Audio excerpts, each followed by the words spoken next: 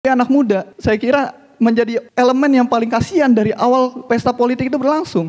Tugas kita pada akhirnya bukan untuk menggila-gilakan, mendewa-dewakan siapapun yang kita pilih. Sekalinya kita dibayar kok cuma dibayar bansos.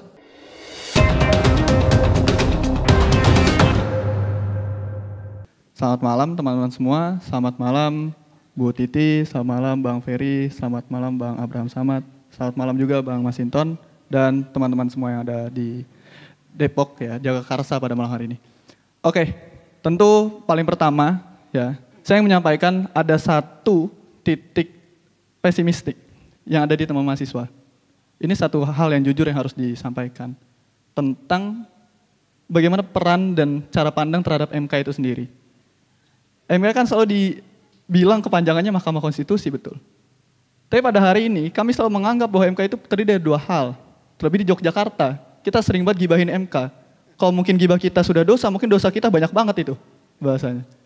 MK sebagai pertama menimbulkan ya, kericuhan. Yang kedua, MK sebagai menimbulkan kontroversi. Kenapa kita selalu berpandangan seperti itu? Karena nantinya pada tanggal 22 nanti, apapun keputusannya, kami melihat bahwa ketika keadilan ini tidak lagi kita coba ulang pemaknaannya, dan juga kebenaran itu kita tidak artikan kembali, maka yang timbul adalah kontroversi dan keributan secara horizontal antar masyarakat. Yang nantinya siapa yang ketahui? Balik lagi politisi-politisinya, balik lagi oligarki-oligarkinya, balik lagi daripada mereka-mereka yang menikmati hasil dari keributan-keributan yang ada. Itu yang terjadi hari ini, Abang dan Ibu sekalian. Dan kemudian apa yang kita lihat? Di Yogyakarta kemarin berkonsolidasi, Bang. Kita pengen ada satu gerakan massa yang besar. Tapi kita juga menemukan bahwa sekarang lumbung massa kita paling banyak siapa? Anak muda. Oke, tapi anak muda saya kira menjadi elemen yang paling kasihan dari awal pesta politik itu berlangsung. Kita selalu jadi komoditas di 5 tahunan. Mulai dari zamannya milenial, sekarang Gen Z, entah nanti kemudian zaman apa lagi yang pengen disebut ke depan kayak gitu. Terus kemudian ketika kita merasa bahwa tugas kita sudah selesai. Kebanyakan anak muda sekarang menganggap bahwa tugas mereka selesai ketika mereka mencoblos di hari H pemilu. Tapi kemudian mereka lagi-lagi dipertemukan dengan banyaknya kericuhan dan polemik pasca pencoblosan. Dan pada akhirnya ketika kita mau bikin konsolidasi secara besar, apa yang terjadi? Teman-teman jenuh. Hari ini teman-teman jenuh kayak gitu. Itu yang kemudian ada tugas-tugas besar bahwa kita coba bentuk hal yang baru dan sebagainya. Apakah kemudian konsolidasi kafe belum pernah dilakukan? Sering sekali dilakukan hari ini. Tapi siapa yang kemudian membuat semangat itu redup? Lagi-lagi sesama dari kami. Itu ada fakta di lapangannya. Ketika kami konsolidasi di kafe, apa sebutannya? Kok aktivis malah nge-kafe? Itu kan fakta lapangannya seperti itu. Aktivis harusnya ada di pinggiran jalan, aktivis harusnya ada di sela-sela terowongan, aktivis harusnya ada di sela-sela jembatan. Padahal sejatinya yang dipertemukan adalah transfer gagasannya, idenya, seperti itu. Entah tempat dan lain sebagainya karena kita sama-sama paham bahwa nggak mungkin yang bergerak itu adalah teman-teman yang tidak punya sumber daya. Cuma hanya mereka, nggak mungkin mereka doang. Tapi ada juga teman-teman mahasiswa, teman-teman muda yang punya sumber daya itu sendiri, kecuali anak raja.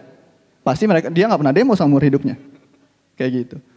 Maka ketika dipertanyakan bagaimana kita ke depan, pasca tanggal 22, dan kalau misalnya kita lebarkan nggak cuma dari mahasiswa, satu hal yang kita perlu sama-sama sadari adalah bahwa tugas kita sebetulnya sedari awal ketika konsepan pesta politik atau apapun sebutannya secara konsentrasi ini berlangsung, tugas kita pada akhirnya bukan untuk menggila-gilakan, mendewa-dewakan siapapun yang kita pilih. Sekalinya kita dibayar kok cuma dibayar bansos. Kan bahasanya seperti itu. Apa kemudian kita dari kecil sudah dikasih beasiswa full sampai besar? Saya kira jarang banget. Kayak gitu, kecuali memang anak politisi langsung mungkin. Terus yang kedua, apa yang jadi tugas kita? Mengembalikan teman-teman untuk kembali pada kesadaran bahwa tugas mereka itu sejatinya adalah sebagai civil movement itu sendiri. Berangkat kepada nantinya di civil society itu sendiri, ngejaga apa? Ngejaga bahwa mereka ini yang pada akhirnya membuat demokrasi itu kembali sehat. Kayak gitu. Ketika hari ini kita diperlukan konsolidasi, siapa yang bisa untuk mensponsori, siapa yang kemudian bisa untuk bergerak? Di sini banyak mantan aktivis ya, pasti. Ada Bang Masinton tentunya. Ada kemudian banyak lagi para aktivis-aktivis yang sudah pernah tenar namanya di 98. Kemana mereka sekarang? Sejauh mana mereka bisa menjangkau teman-teman aktivis yang sekarang? Bukan pada untuk kerjaan politik secara praktis. Itu konsep pentingnya tuh. Bukan untuk pada kerjaan politik praktis menjadi di parpol dan lain sebagainya. Tapi untuk membangun gerakan. Nah, jaringan ini yang kadang nggak banyak daripada elemen-elemen kemahasiswaan ataupun elemen aktivis itu menemukan hal tersebut. Supaya apa? Karena kita lihat bahwa yang tua-tua sudah lagi nggak punya tenaga lebih. Itu kan suatu hal yang fakta. Yang muda-muda punya tenaga yang lebih, tapi mudah dibelokin. Mudah untuk digoyahkan. Mudah untuk disetir dan lain sebagainya. Maka yang harus menyetir adalah orang-orang yang paham tentang kebenaran dan kebaikan. Dan siapa yang harus bergerak adalah mereka yang juga memahami hal yang sama. Di situ titik konsolidasi kita bisa berjalan posisinya.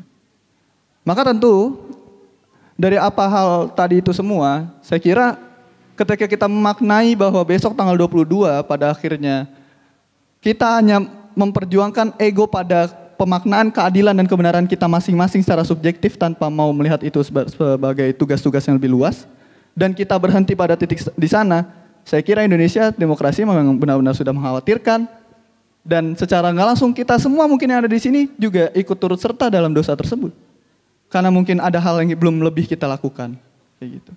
Tapi ketika memang kita mau untuk paling minimal memperkecil dosanya, atau bahkan membersihkan dosa tersebut sama sekali, sehingga tidak ada lagi dosa yang bisa kita turunkan ke anak cucu kita nanti, maka mari buat agenda-agenda jangka panjang. Saya ambil contoh Bung Afik, di Yogyakarta di teman-teman Gejayan misalnya, kita sudah punya framework sampai bulan nanti paling dekat pilkada misalnya.